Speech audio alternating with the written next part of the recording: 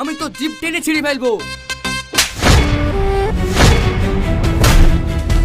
না মুন্নিকে একটু বদনামও করবো, মুন্নি বদনাম হই। ছিঁড়ে যাচ্ছি, আমি তোমাকে বিয়ে করতে পারবো না। তোমার মতো চরিত্রহীন মেয়ের আমার কোনো দরকার নেই। তার থেকে আপনি এই ফল কাটা চাকুটালেন, এতেই গলা নেমে যাবে।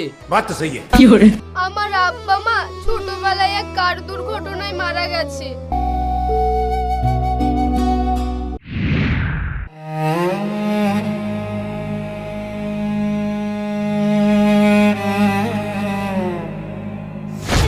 আরে আরে, কি আপনি কিছু না বলে কয়ে হুট করে আমার টোটোতে চেপে পড়লেন যে? দেখুন আমি খুব বিপদে পড়েছি, দয়া করে আমাকে আমতলে তাড়াতাড়ি নিয়ে চলুন। এত তাড়া কিসের আপনার? আর আপনাকে দেখে তো মনে হচ্ছে আপনি বিয়ের আসর থেকে পালিয়ে এসেছেন। শুনুন, আপনাকে বেশি কথা বলতে বলিনি, আপনি টোটো চালাবেন কিনা সেটা বলুন। আরে এত রাগ করছেন কেনে? এই নেন একটু পানি খেয়ে মাথাটা ঠান্ডা করেন। আপনাকে আমি চিনি না জানি না, আপনার দেওয়া পানি আমি কেন খেতে যাব? যদি কিছু মেশানো থাকে আপনাকে যেখানে যেতে বলেছি আপনি সেখানেই চলুন। মানুষের ভালো করতে গেলেও বিপদ। এই দেখেন আমি আগে খেয়ে দেখাচ্ছি।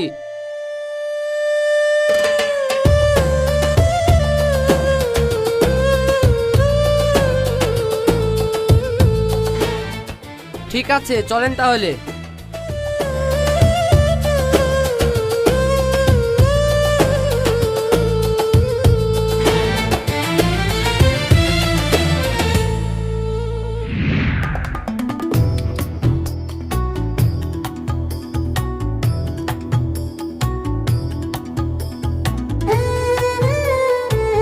কি হলো আবার? এখানে টোটো থামালেন কেন? যা হওয়ার তাই হলো, চাকাটা পাংচার হয়ে গেছে। চাকার পাংচার সারতে অনেকক্ষণ সময় লেগে যাবে। ধুর, যেখানে বাঘের ভয় সেখানে সন্ধ্যা হয়। আপনি একটা ভালো টোটো কিনতে পারেন না? গ্যারেজ থেকে একটা ভাঙা টোটো কিনে নিয়ে চলে এসেছেন। দেখেন আমাকে যা বলবেন, কিন্তু আমার টোটালি একটা বাজে কথা বলবেন না। সরি প্লিজ, এবার আপনি দয়া করে টোটোর পাংচারটা সারানোর ব্যবস্থা করুন। আচ্ছা, আপনাকে তো দেখি ভদ্র ঘরের মেয়ে মনে হচ্ছে, তা আপনি বাড়ি থেকে পালাচ্ছেন কেনে? আমি কেন বাড়ি থেকে পালাতে যাব? দেখেন আপনাকে আমি প্রথম দেখাতেই বুঝে গেছিলাম। এখন ন্যাকামি ছেড়ে আসল কথাটা বলেন। আমি কোনো পুলিশ কেসে টেসে জড়াতে চাইনি। মা তোমার নাম কি? রিয়া। যাও মা, ঘরে যাও।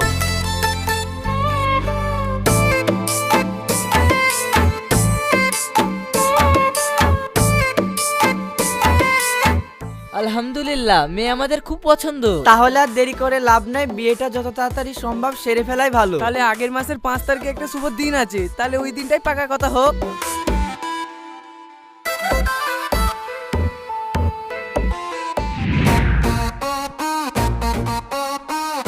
ওহ, তাহলে এই ব্যাপার।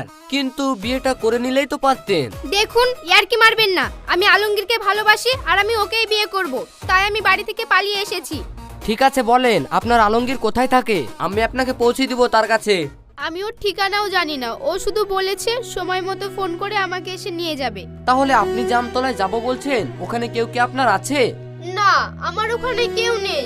আপনার ওইখানে যদি কেউ নাই থাকে, তাহলে আপনি একা একটা মেয়ে ওইখানে গিয়ে কি করবেন? আমি জানি না, এখন আমি বাড়ি ফিরে গেলেও আব্বা আমাকে আস্ত রাখবে না। তাহলে কি করবেন ভাবছেন? আমি আপনাকে একটা অনুরোধ করতে পারি? হ্যাঁ বলেন। আলমগীর না আসা পর্যন্ত আপনি কি আপনার কাছে কয়েকদিনের জন্য আমাকে আশ্রয় দেবেন?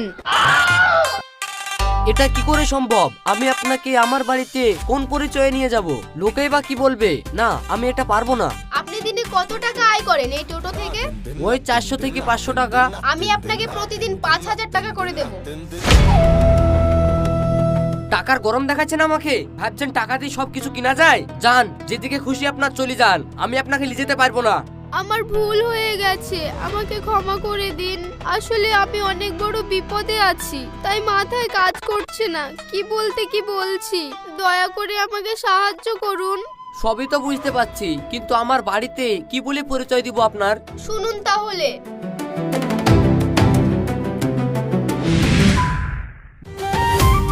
মা, ও মা।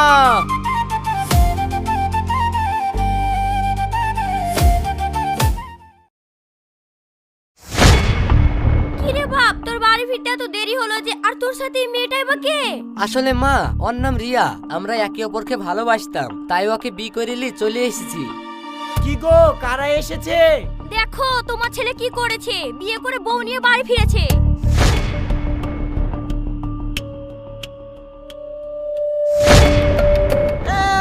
বিয়ে করে বউলি চলে এসছে, 2 পয়সা ইনকাম করার মুরিদ নাই। তা যাই হোক, বৌমা তো আমার চাঁদের মতন সুন্দর। আরে ওদেরকে বাইরে দাঁড় করে রেখেছো কেন? ভেতরে নিয়ে এসো।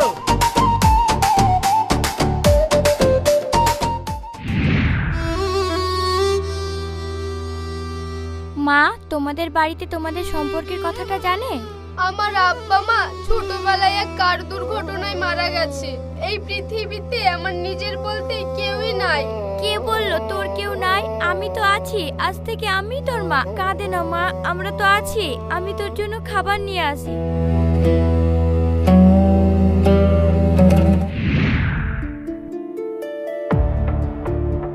সাহেব, আমার এই সমাজে একটা সম্মান আছে। সে তো আমি জানি আব্বা, কিন্তু তুমি হঠাৎ এ কথা বলছো কেন? দেখ, তোদের বিয়েটা তো অনুষ্ঠানভাবে হয়নি, তাই আমি চাই তোদের বিয়েটা অনুষ্ঠানভাবে দিতে। আর তোদের বিয়েটা দেওয়ার পর আমি আর তোর মা আমাদের গ্রামের বাড়ি থেকে বেরিয়ে আসবো। কিন্তু আব্বা, আমাদের বিয়ে তো হয়ে গেছে। আমি চাই তোদের বিয়েটা আমার নিজের হাতে দিতে। কিন্তু আব্বা, আমি তোর কোনো কিন্তু শুনতে চাই না। আমার যা ডিসিশন সেটাই ফাইনাল।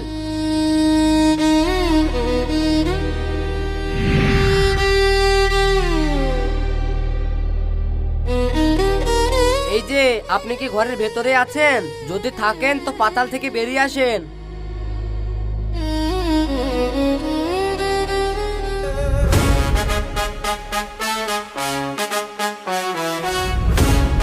কি ব্যাপার, আপনি হঠাৎ খাটের কোনায় থেকে বেরিয়ে আসছেন কেনে? দেখুন, আমাকে ধরার চেষ্টা করলে আপনি কিন্তু মার্ডার হয়ে যাবেন। আমি কিন্তু এখনো কিশোরী। হ্যাঁ, আমিও কিশোর। আর আমাদের বিয়ে হয়ে গেলেও আমার বাসরাতের কোনো ইচ্ছা নাই। আপনি ফালতু চিন্তা করবেন না। হ্যালো। আরে চিন্তা করার কিছু নাই। দেখুন, আপনি কিন্তু চালাকি করার চেষ্টা করবেন না। আপনার মতলব আমি ভালোভাবেই বুঝি। আপনি যদি আমার কাছে আসার চেষ্টা করেন তাহলে কিন্তু আমি এই চাকু দিয়ে আপনার গলা নামিয়ে দেব। এই চাকু দিয়ে না গলা নামানো যাবে না। তার থেকে আপনি এই ফল কাটা চাকুটা নেন, এতেই গলা নেমে যাবে। बात तो सही है। भारी मिस्टेक हो गया सर। আরে আরে আরে, কি করছেন? এখনো কি আমাকে বিশ্বাস হলো না? দেখেন, আমরা এখন একটা বিপদের মধ্যে পড়ে গেছি। আর এখন আপনাকে আর আমাকে মিলি যে কোনো একটা প্ল্যান বের করতে হবে। আর আপনি কোনো চিন্তা করবেন না, আমার বন্ধু অ্যাডভোকেট, তাকে বলেই আমি আপনাকে ডিভোর্স দেওয়ার ব্যবস্থা করছি। লেন, এখন অনেক রাত হয়ে গেছে, শুয়ে পড়ি।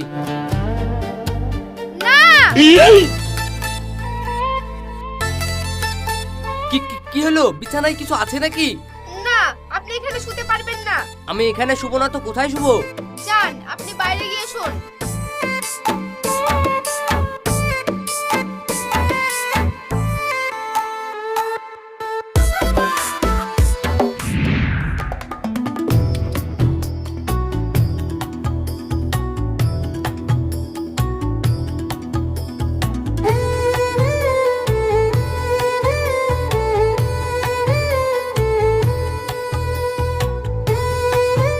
ম্যাডাম, হয়তো টুকটুর কোনো প্রবলেম হয়েছে।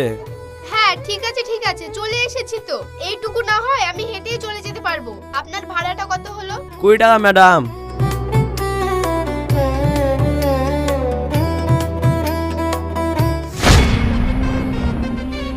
কিরে ভাই, ফুলটা মনে হচ্ছে এলাকায় নতুন এসেছে।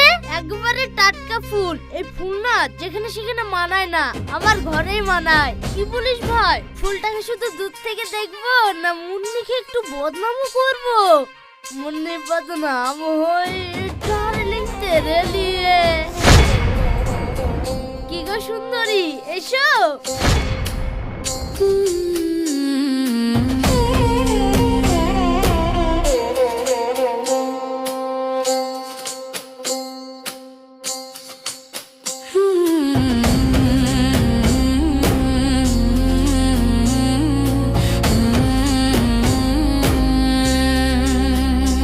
এত টাইম কেন লিছিস? টার্গেট রেডি, এই হিট। সুজা পকেট। এই কে রে তুই? আমি সাহেব। এই সাদা গুঠিটা আমার না? মুন্নি খেয়ে কি যেন বদনাম করবি বলছিলি, আর রাস্তায় মেয়ে দেখলে নিজের বাপের সম্পত্তি ভেবেলিস, তাই না বল? শোন, মেয়েদের সম্মান দিতে হয়। সম্মান দেবো কি দেবো না সেটা আমাদের ব্যক্তিগত ব্যাপার, তুই বলার কে রে? ওর হাজবেন্ড, আর ওর হাজবেন্ড বলে বলছি নে, যে কোনো মেয়ের সাথেই না অসভ্যতা আমি করবিনি, তো বুঝতে পারলি? ঠিক আছে, আমি এখন চলি।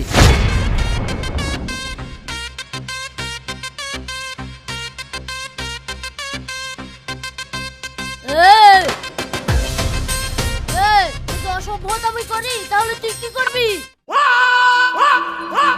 কি আবার করবো? তোদের মুখের থুবড়া নকশাগুলো পাল্টে দিব। এই, মুখের নকশা পাল্টে দেবো বলছে।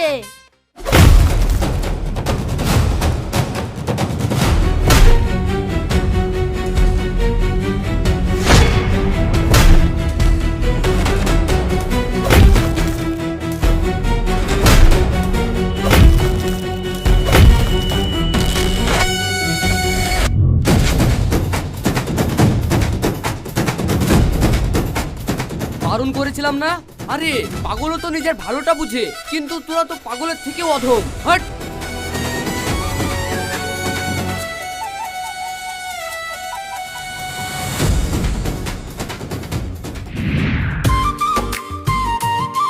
এটা কি?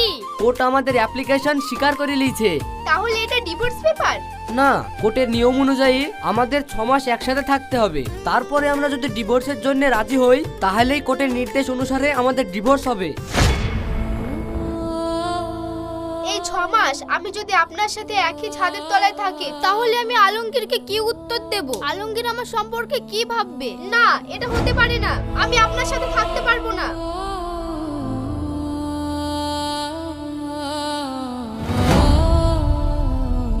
যাও, এখান থেকে কেটে পড়ো। যাও, কেটে পড়ো। মানে এইভাবে আমাকে হঠাৎ করে চলে যেতে বললে আমি কোথায় যাব? কোথায় যাবা যখন জানো না, তাহলে এত ফটর ফটর করার কি দরকার ছিল? দেখো, কোর্ট আমাদেরকে 6 মাস সময় দিয়েছে, 6 মাস থাকতে বলেনি। তাহলে তুমি এখন কোথায় যাবে বলো? বাপের বাড়ি, না ওই তোমার বয়ফ্রেন্ড কোথায় থাকে তুমি জানো?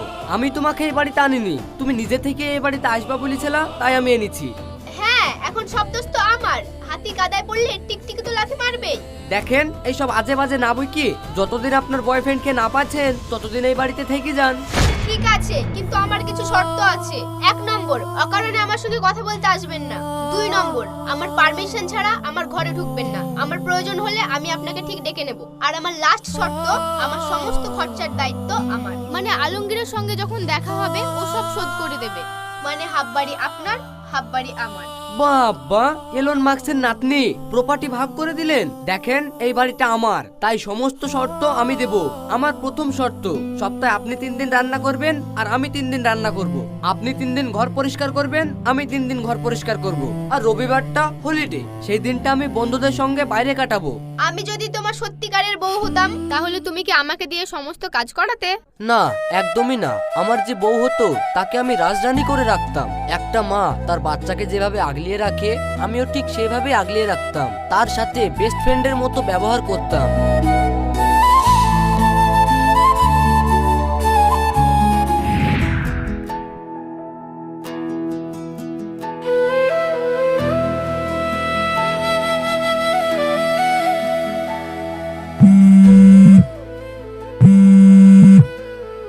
হ্যাঁ মা, বলো। কেমন আছিস? আমি ভালো আছি। মা, তোমরা ভালো আছো তো? হ্যাঁ, আমরাও ভালো আছি। দাও তো আমাকে ফোনটা দাও, আমি একটু কথা বলি। হ্যালো সাহেব, ভালো আছিস তো? হ্যাঁ, ভালো আছি আব্বা। তোমার শরীর ঠিক আছে তো? হ্যাঁ বাপ, আমার শরীর ঠিক আছে। তা বৌমা কেমন আছে রে? হ্যাঁ আব্বা, তোমার বৌমা ভালো আছে, একদম ফাটাফাটি।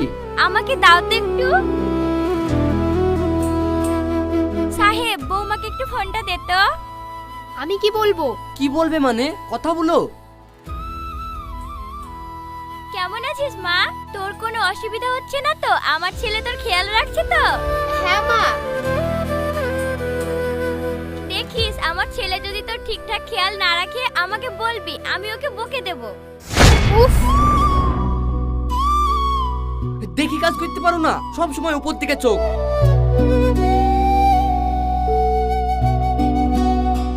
সব সময় তাড়াহুড়ো, দেখে শুনে কোনো কাজ করা যায় না। মা, ফোনটা একটু রাখো তো, তোমার বৌমা পরে কথা বলছে। কি হলো? Hello hello.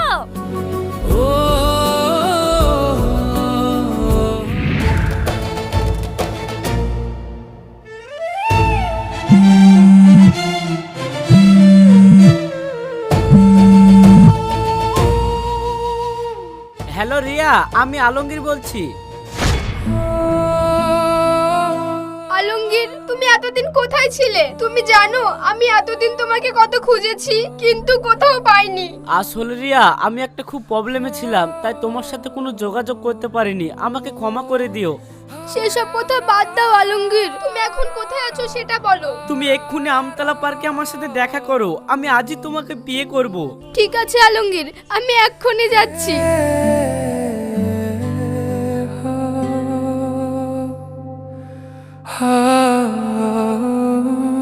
সাহেব, আমি আলমগীরকে পেয়ে গেছি। তুমি আমতলা পার্কে চলে এসো, আমি ডিরেক্ট তোমার সঙ্গে ওখানে দেখা করছি।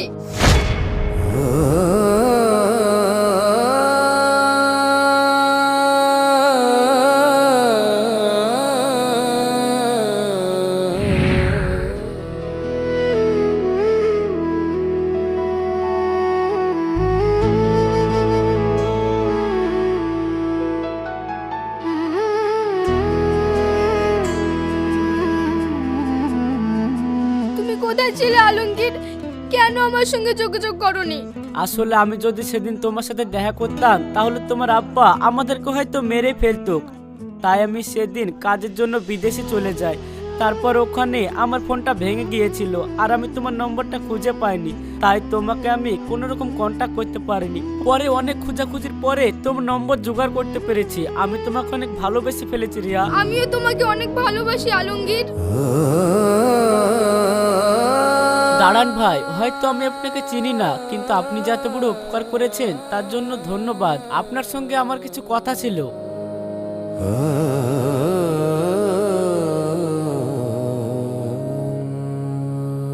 ভাই, আপনাকে আমি কি বলে ধন্যবাদ দেব আমি নিজেও বুঝতে পারছি না। আপনার এই উপকার আমি জীবনে ভুলবো না।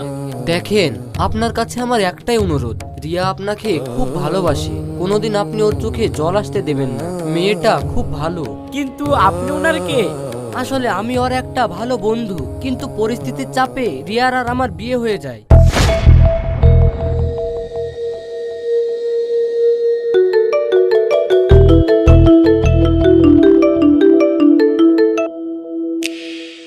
কি গো আলমগীর, আজকে না তোমার আমার আব্বুর সঙ্গে দেখা করার কথা?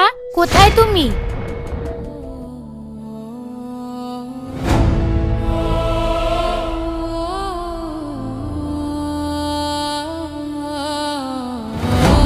ছি রিয়া ছি, আমি তোমাকে বিয়ে করতে পারবো না। তোমার মতো চরিত্রহীন মেয়ের আমার কোনো দরকার নেই। তোমার একবার বিয়ে হওয়া সত্ত্বেও তুমি আমার কাছে ফিরে এসেছো।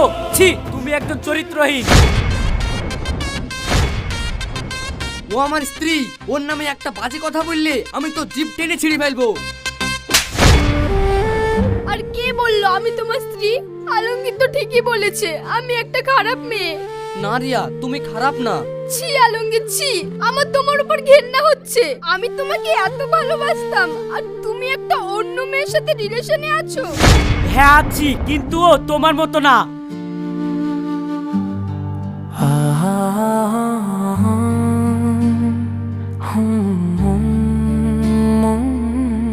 দেখো রিয়া, তুমি আলমগীরের জন্য চোখের জল ফেলো না। আমি আলমগীরের জন্য চোখের জল ফেলছি না। তাহলে?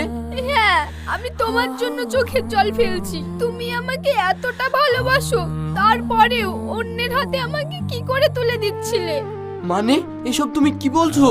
হ্যাঁ, আমি ঠিকই বলছি। এই নাও তোমার লেখা চিঠি। এই চিঠিতে তুমি তোমার মনের কথা লিখেছিলে। আর সত্যি সাহেব, আমি তোমার সাথে থাকতে থাকতে কখন যে তোমাকে ভালোবেসে ফেলেছি। তাহলে এটা